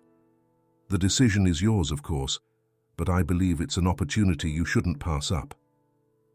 Mr. Richard's words echoed in Michael's mind like a persistent refrain. A job offer, a new beginning.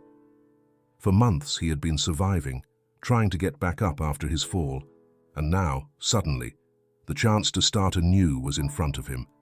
But the fear, so deeply rooted within him, began to assail him. "I don't know if I'm ready," Michael said after a moment, his voice barely a whisper. "I've failed before, and I don't know if I can try again. What if I fail again?" Mr. Richard looked at him with understanding, knowing that Michael's doubts were natural. After all, he had hit rock bottom, and the fear of falling again was real and powerful. "Michael," he said gently, "we all fear failure, but it's that fear that drives us to move forward. You are not the same man you were when you arrived here. You've changed, you've learned, you've grown. Yes, you may face challenges, but it's also possible you'll find a new path, one filled with opportunities. Failure does not define you.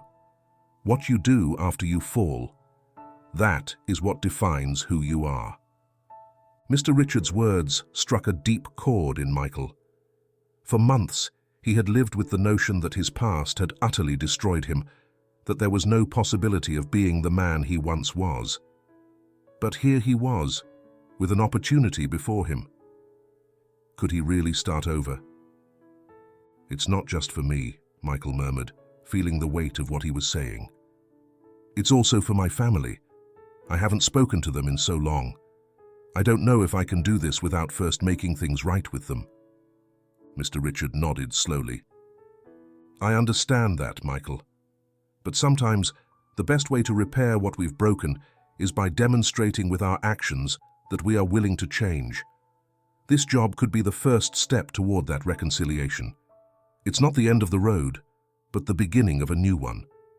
And if you show your family that you're committed to this change, little by little, you may find a way back into their lives."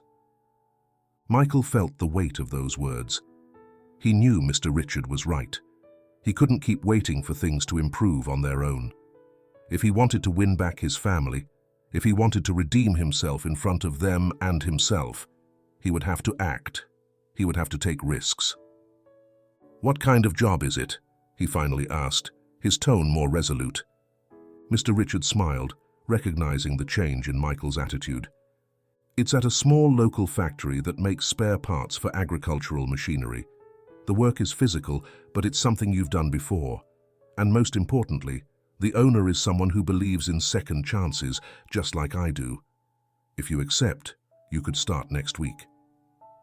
Michael nodded slowly, processing all the information. There was still a part of him that feared failure, that doubted his ability to be the man he once was. But now, with Mr. Richards' support, with what he had learned in the shelter, and with the connection he had begun to form with people like Logan, Christine, and David, he felt he could try. It was terrifying, but also exhilarating. "I accept," he finally said, a mix of nervousness and resolve in his voice. "I accept the job." Mr. Richards smiled, a warm, satisfied smile. "I knew you would. I'm proud of you, Michael. This is the first step towards something new. It won't be easy, but you'll always be welcome here when you need support. This place is your home until you find your own." Michael felt a wave of emotions wash over him. Gratitude, nervousness, but also a spark of hope. For the first time in a long time, he had a clear direction. He had a job, a new opportunity to prove that he could change, that he could redeem himself. It wouldn't be easy, but he was willing to try. As the afternoon progressed and Michael mentally prepared for what lay ahead, he thought of Rachel, Ethan, and Lily. He still didn't know when or how he would speak to them again, but now he felt that if he kept moving forward, if he proved that he was willing to be better, maybe one day he could earn his place back in their lives. That day, when he lay down in his bed at the shelter, he felt something different. The fear was still there, but the despair wasn't. He had taken a step towards something new, and although the path was filled with uncertainty, he no longer felt like he was walking alone. Over time, the sound of machines in the factory began to feel familiar to Michael. His hands moved skillfully, assembling metal parts as if they had always belonged in that place. Although the work was hard and sometimes exhausting, there was something profoundly comforting about the routine, knowing that each day ended with something tangible he could see and touch. Several weeks had passed since he started working, and although he still lived in the shelter, he had begun to save a little money, enough to think about the future. But no matter how many hours he spent at the factory, he couldn't stop thinking about his family. Each metal part he assembled, each afternoon spent playing with Logan in the shelter's yard, reminded him that even as his life began to take shape again, there was still something incomplete. One afternoon, after finishing his shift at the factory, Michael stopped at a nearby cafe. He sat at a table by the window, a hot cup of coffee in his hands. For days, his mind had been circling the same question. Was he ready to see his family again? He knew he couldn't wait any longer. Too much time had passed since he had lost them, and the fear of facing them could no longer hold him back. He had to try. With his heart racing, he pulled out his phone. He had recovered it a few weeks ago, along with his old contact number. He searched for Rachel's name in his contacts, and for a moment just stared at it. He hadn't heard from her or his children since they left. Would they be okay? Were they still living in the same place? Would they hate him? He took a deep breath and pressed the call button. The sound of the ringing tone echoed in his ear like a distant echo. He counted each second, his heart pounding in his throat, until the tone cut off and he heard a voice that was both familiar and distant. "Hello?" Rachel's voice sounded cautious, but still recognizable. Michael felt as if the air had been knocked out of his lungs. He closed his eyes, searching for the words he had practiced in his mind 1,000 times. "Rachel, it's me, Michael." The silence that followed was long and tense. He could imagine Rachel processing who was on the other end of the line, deciding whether to hang up or continue listening.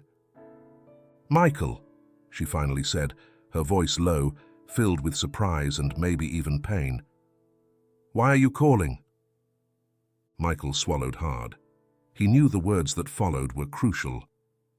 "I know you have no reason to want to talk to me," he began slowly, "but I needed to reach out. I've been working on myself. I'm in a different, more stable place, and I just wanted to know how you and the kids are doing." There was another silence, one even longer than the first.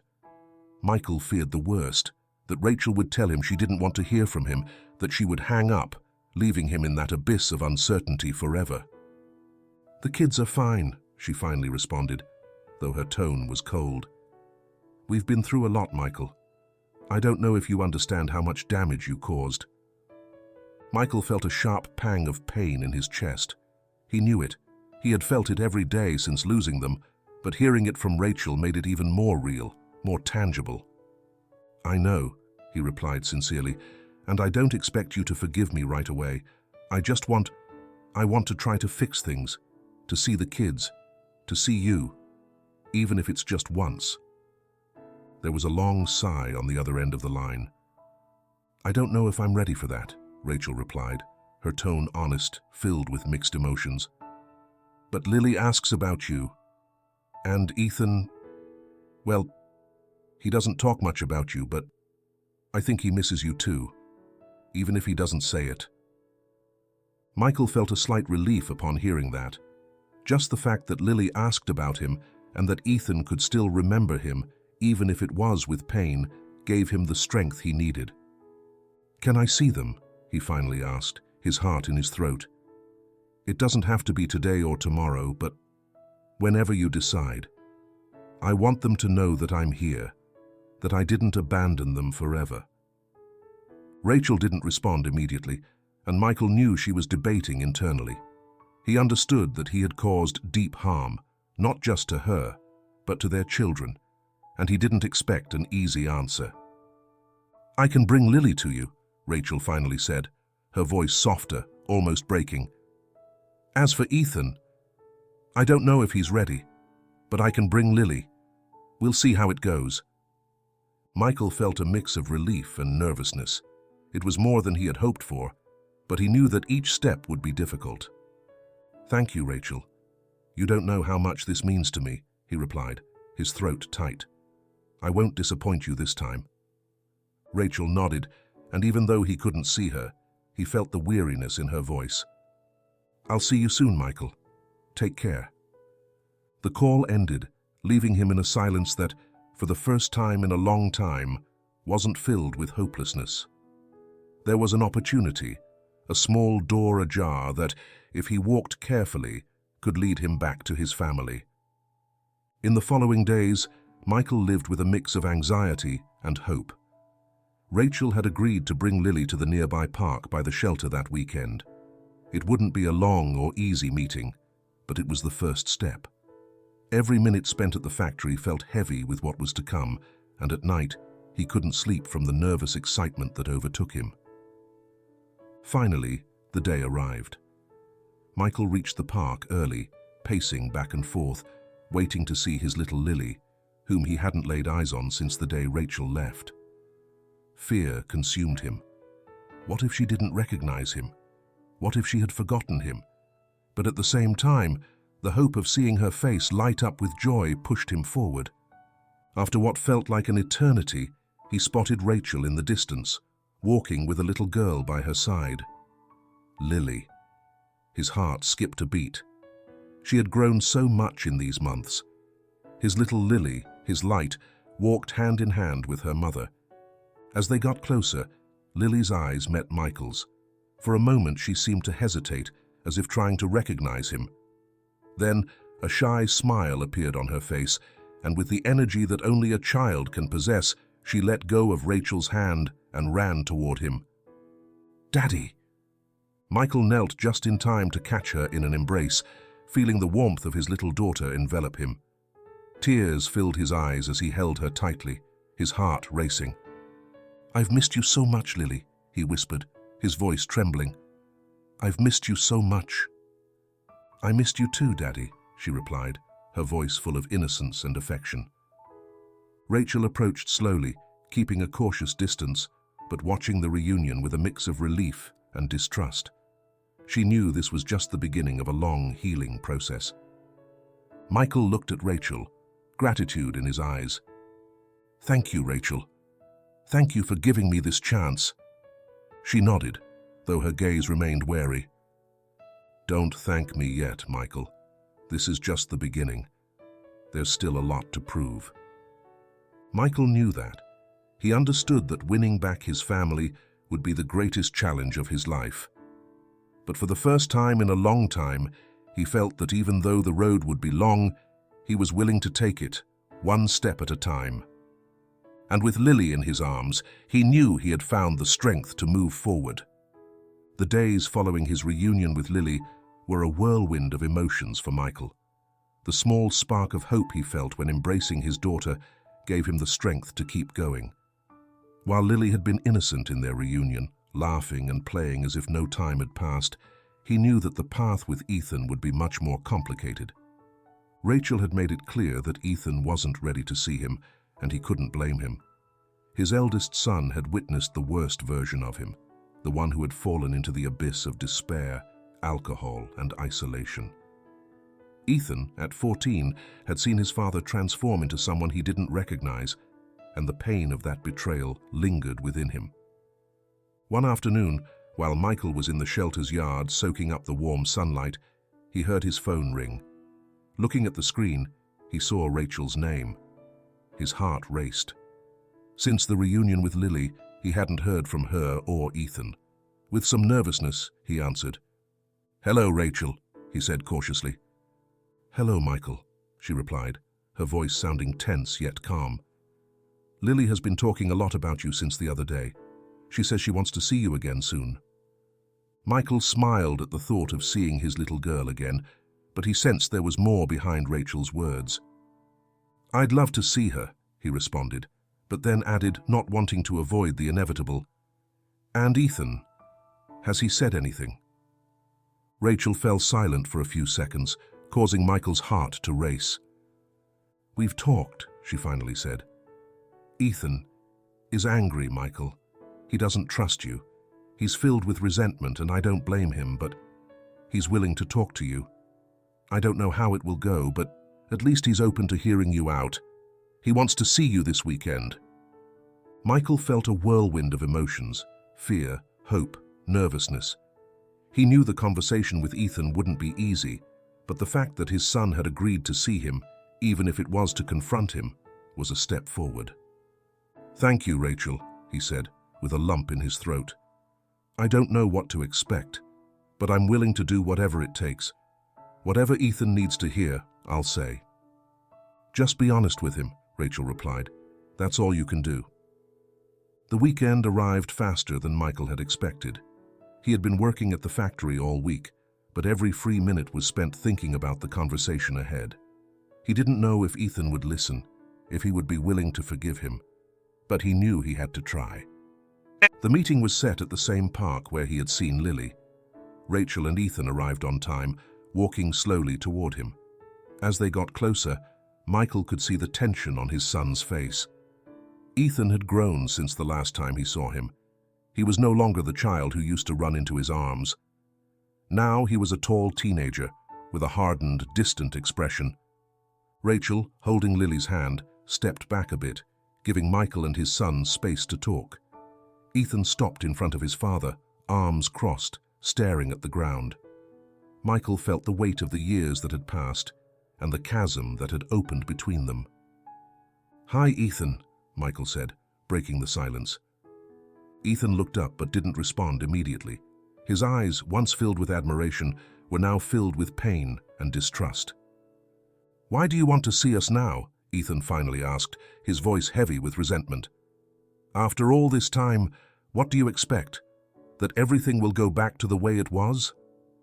Michael felt a sharp pang in his heart. He knew Ethan had every right to be angry, to feel betrayed, but he also knew he had to face those emotions if he ever wanted to repair what he had broken. "I don't expect everything to go back to the way it was," Michael said sincerely. "I don't expect you to forgive me immediately, or to trust me like before. What I did to you, to your mother, to Lily, was inexcusable, and there are no words that can erase the pain I caused. I just want you to listen to me, and then, if you want, we can decide what to do with all of this." Ethan kept his gaze fixed on him, but he said nothing. Michael took it as a sign to continue. "I fell very low, Ethan," Michael continued. "I lost my job, and I sank into alcohol and despair. I isolated myself from everyone, even from you, because I didn't know how to handle what was happening. I know I should have been stronger. I know I should have been there for you, for your mother, and for Lily. But instead, I emotionally abandoned you. I let the pain consume me, and I hurt you in the process." Ethan clenched his fists, his eyes glistening with tears he was trying to hold back. Michael knew his words were reaching him, but he also understood that the anger built up over so long wouldn't vanish with an apology. "Why didn't you come back?" Ethan said, his voice trembling with frustration. "You left us alone. Mom cried every night and Lily didn't even understand what was happening. And I had no one. I needed you, Dad, and you weren't there." Michael felt tears filling his own eyes. Hearing his son express that pain was devastating, but it was also what he needed to hear. He knew he couldn't offer excuses, only the truth. "You're right," Michael said, his voice shaking.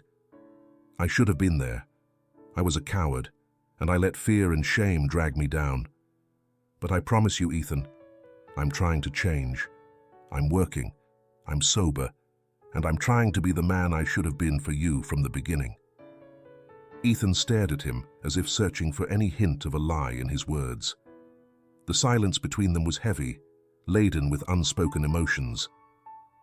"I don't know if I can forgive you," Ethan finally said, his voice cracking. "I don't know if I can trust you again. But I don't want to keep hating you. I'm tired of being angry." Michael stepped toward him, maintaining a respectful distance, but close enough for Ethan to know he was there, willing to do whatever it took. "You don't have to forgive me right now," Michael said softly. "I just want a chance to earn your trust again. I know I failed you, but if you let me, I want to be part of your life. I don't want you to keep carrying that hate. You deserve to be at peace." Ethan kept his gaze fixed on the ground for several seconds before looking back up at his father. Tears finally rolled down his cheeks, and Michael felt his heart break seeing his son so vulnerable. "Just don't fail me again," Ethan said, his voice barely audible. Michael took a step forward and gently placed a hand on his son's shoulder. Ethan didn't pull away, but he didn't embrace him either. It was a small gesture, but it meant everything to Michael. "I promise you, Ethan, I won't let you down again," Michael said, his voice filled with emotion. "This time, I'm going to stay." The meeting wasn't perfect, and Michael knew there was still a long road ahead. But he had achieved the most important thing. He had opened the door to the possibility of reconciliation. As they walked back to Rachel and Lily, Michael felt that for the first time in a long time, he had taken a firm step toward redemption, not only for himself, but with his son. The weeks following the conversation with Ethan were a mix of hope and caution for Michael. Although the reconciliation with his son hadn't been immediate, it had planted a seed. Ethan still maintained emotional distance, but at least he had accepted seeing him. He had listened to what his father had to say, and that was more than Michael had hoped for. Every day after work at the factory, Michael returned to the shelter, exhausted but with a strange sense of relief. The weight he had carried for so long felt lighter now. He hadn't yet reached total peace, but the pieces of his life were starting to fit together again. Yet he also knew that his path to redemption couldn't stop with his own recovery. He felt the need to help others find their own way back. That afternoon, after returning from work, Michael found Mr. Richard in the courtyard, surrounded by a group of people who had recently arrived at the shelter. Most of them were seated, listening to the elder speak with his usual calmness and wisdom. Unbeknownst to anyone, Michael lingered near the door, observing. The shelter remained a place of healing, not just for him, but for so many others who, like him, had lost their way. When the group dispersed, Michael approached Mr. Richard, who smiled upon seeing him. "I saw you listening from over there," Mr. Richard said, nodding toward the door. "Would you like to join in?" Michael smiled, a bit embarrassed. "I was just watching," he replied. "But the truth is, I've been thinking about something." Mr. Richard looked at him with interest, knowing that Michael wasn't one to speak lightly. "Tell me, Michael," he encouraged. "What's on your mind?" Michael took a deep breath, organizing his thoughts. In recent days, He had felt a strong urge to do more than just heal his own wounds. The shelter had given him a new chance at life, but it had also shown him that his story of failure and redemption wasn't unique. There were many people in the shelter who needed support, who were searching for their own way back to life. "I've been thinking about how I could help more here," Michael began. "This place has given me so much, and I feel I need to give back. I've seen people arrive here just like me, filled with pain, and I'd like to do more for them. Maybe I could help the newcomers, show them that it's possible to climb out of the hole. I don't know, like a kind of mentor or something." Mr. Richard looked at him in silence for a moment, assessing the seriousness in Michael's words. Finally, he smiled, satisfied with what he saw in him. "That's exactly what this place needs," Mr. Richard said. "It's not just about offering a roof or food. It's about showing people they can find their way back. And someone like you, who has gone through all of this and is moving forward, is the best person to guide them." Michael felt a mix of relief and excitement. He hadn't been sure how Mr. Richard would receive his proposal, but now that he had heard him, he felt he was on the right path. "I don't know if I'm ready to be a mentor," Michael said honestly. "I'm still struggling to hold on, but I want to try. I want to help." Mr. Richard nodded. "It's not about being perfect, Michael. It's about being willing to accompany others on their journey, sharing what you've learned. Sometimes the most important thing you can offer someone is your own story, showing them they're not alone. And that, my friend, is something you're already doing." Michael felt the weight of Mr. Richard's words, not as a burden, but as a recognition of what he had accomplished up to that point. He was no longer just a lost man trying to find his way. Now he had the chance to be a guide for others who, like him, were in the dark. In the days that followed, Michael became increasingly involved in the activities at the shelter. He started by helping newcomers, introducing them to the place, showing them the basic rules, but also listening to their stories. He discovered that listening was often the most important thing. Most of those who arrived at the shelter carried the same weight of loneliness and hopelessness he had felt. At first, some were reluctant to talk, but gradually, Michael learned to be patient, to wait for the right moment. One of the first to seek his support was a young man named Andrei, who had come to the shelter after losing his family to drugs and violence.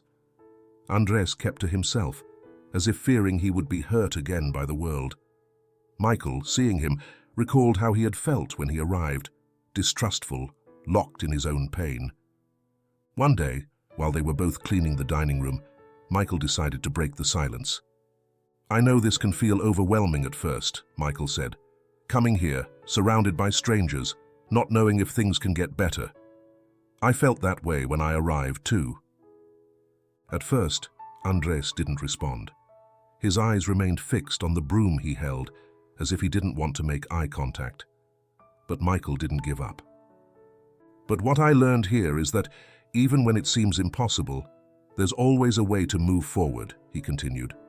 "Sometimes, the first step is just accepting that you don't have to do it alone." Finally, Andrei looked up and met his gaze. "Were you lost too?" he asked, a mix of curiosity and skepticism in his tone. Michael nodded slowly, holding his gaze. "I was more lost than you can imagine. I lost my family, myself, everything that mattered to me. And for a long time I thought there was no way back. But here I found a second chance. It's not easy, and it doesn't happen overnight, but it's possible." Andrei nodded slightly, processing what he had heard. He didn't say anything more, but Michael saw in his eyes a spark of something that hadn't been there before. Hope. Over time, Michael became a key figure within the shelter. He not only helped with daily tasks, but also became someone the other residents sought out when they needed advice or comfort. His own story, although still a work in progress, had become a source of inspiration for others. One afternoon, while resting in the yard after a long day, Mr. Richard approached him with a satisfied expression. "You've done a lot for this place, Michael," he said, "and I think you've done it for yourself as well." Michael smiled, feeling that Mr. Richard's words rang true. Although he still had much to resolve in his life, especially with Ethan and Rachel, he knew he was on the right track. "I still have a long way to go," Michael replied, "but for the first time in a long time, I feel like I have a purpose." Mr. Richard looked at him with pride. "That's all that matters, Michael. As long as you keep walking, as long as you keep helping others, you'll find what you're looking for. And I believe you've already found an important part of it." Michael looked around the shelter, the place that had become his temporary home, but also the space where he had begun to rebuild himself. He knew there were still challenges ahead, that he still had to earn the full trust of his family, but he also knew he was on the path to redemption. And on that path, he discovered that helping others was one of the most powerful ways to heal his own heart. Winter had transformed into a gentle spring. The cold days of despair that once enveloped Michael's life were now a distant echo, replaced by clearer days where the sun shone a little brighter, and the weight of guilt seemed to have lessened. He had come a long way since the moment he had fallen asleep in front of that church, praying for a sign. Now, although not everything was completely resolved, he was about to take the most important step in his process of redemption, healing his relationship with Ethan. After the initial reconciliation with Lily, Michael had patiently awaited the right moment to approach his eldest son. He knew that Ethan, at 14, carried the deepest wounds. Pain and resentment had become a barrier between them. But today, Michael felt that things could start to change. That afternoon, he received a message from Rachel. "Ethan wants to see you. He says he wants to talk." Michael's heart raced as he walked toward the house. The conversation he was about to have with Ethan filled him with nervousness, but also hope. He knew it wouldn't be easy, but he was determined to regain his son's trust, no matter how long it took. When he arrived at the door, Rachel greeted him with a warmer smile than last time. Lily ran to him, giving him an embrace full of joy. Michael lifted her up and kissed her on the forehead, but his gaze soon drifted to the interior of the house, where he saw Ethan standing, watching him from the threshold of the living room. Michael set Lily down and took a deep breath before approaching his son. "Hi, Ethan," he said, with a lump in his throat. Ethan looked at him with a mix of emotions. His eyes, which had once seen him as a hero, now reflected the accumulated pain of so long. Michael knew he had to speak from the heart, without pretense, because Ethan would not easily forgive him. "I know I let you down," Michael began, his voice trembling. "I know I walked away when you needed me most, and I regret it every day. I know I told you this the other day too, but I can't change what I did. I'm here now, ready to do whatever it takes to be together again." Ethan fixed his gaze on the ground, remaining silent for a long moment before speaking, his voice heavy with years of resentment. "I didn't recognize you, Dad. You left, even while you were still here, you know," he said. His words weighted. "You stopped being the dad I used to play with, the one I used to laugh with. All I ever wanted was for you to play with me, to be there like before." Michael felt those words pierce his heart. Memories of the days spent playing with Ethan in the yard, of afternoons laughing together, flooded his mind. He had let the weight of his problems pull him away from the most important things in life. What Ethan had asked for was so simple, yet Michael had been unable to give it to him. Suddenly, the image of Logan, the child from the shelter who had filled his dark days with light, came to mind. Playing with Logan had restored a part of himself, had shown him what it meant to be a father again. And now, he realized that what he had done with Logan was what his own son had longed for all along. Michael's eyes filled with tears as he looked at Ethan. "I'm sorry, son," he said, his voice breaking. "I can't change the past, but I can be here now. If you give me the chance, we can play again. We can rebuild something. I promise I won't let you down this time." Ethan kept his gaze fixed on the ground for a moment, struggling with his emotions. But gradually, the tension in his body began to ease. Finally, he looked up at his father with tears in his eyes, and in a gesture Michael hadn't expected, He stepped forward and hugged him. "I missed you, Dad," Ethan whispered, wrapping his arms tightly around his father. Michael felt his heart swell with emotion as he embraced his son. It was the hug he had longed for so much, the moment when the emotional barrier between them finally broke. He held Ethan close to his chest, letting the tears fall freely. "I missed you too, my son," Michael replied, his voice choked with sobs. "I missed you more than you can imagine." The embrace lasted what felt like an eternity. In that moment, Michael knew that although the journey had been long and difficult, he had finally reached a place of reconciliation. It was far from perfect, but that hug symbolized the beginning of a new chapter, a chapter where, even though there was still work to be done, love and forgiveness were present. Later that afternoon, the family decided to take a walk. It was something they hadn't done together in a long time.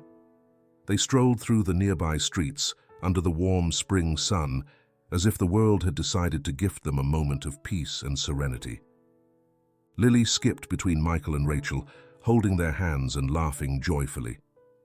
Ethan, although more reserved, walked alongside them with a shy smile on his face. There was something in the simplicity of that walk that reminded Michael of happier moments from before, when everything seemed to be under control.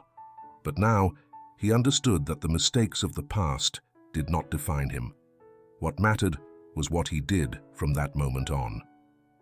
As they walked, they found themselves in front of the church where Michael had prayed that night when his life seemed to have no way out. The place where, in his desperation, he had asked for a sign, an opportunity to change. And now, walking with his family beside him, he realized that that sign had arrived, albeit not in the way he had expected. Michael paused for a moment in front of the church and looked up at the doors. His eyes shone with gratitude. He didn't need to enter or pray this time. His prayer had been answered long before he had imagined. "Thank you," he murmured quietly, as if God or the universe were listening. Rachel, noticing he had stopped, turned to him with a gentle smile, understanding the significance of that place to Michael. Lily tugged at her hand, excited to keep walking, and Ethan, though he said nothing, gave Michael a light pat on the shoulder, a gesture of understanding. Michael smiled, feeling an inner peace he hadn't experienced in a long time. He didn't know what the future held, but for the first time, he was ready to face it with his family by his side. As they continued walking together through the sunlit streets, Michael knew that after so much pain and struggle, he had finally received his second chance. And that brings us to the end of today's story. If you enjoyed it and want to see more content like this, don't forget to like it, share it with your friends, and leave me a comment with your thoughts. I would love to hear what you think and what you would like to see in the future. See you in the next story.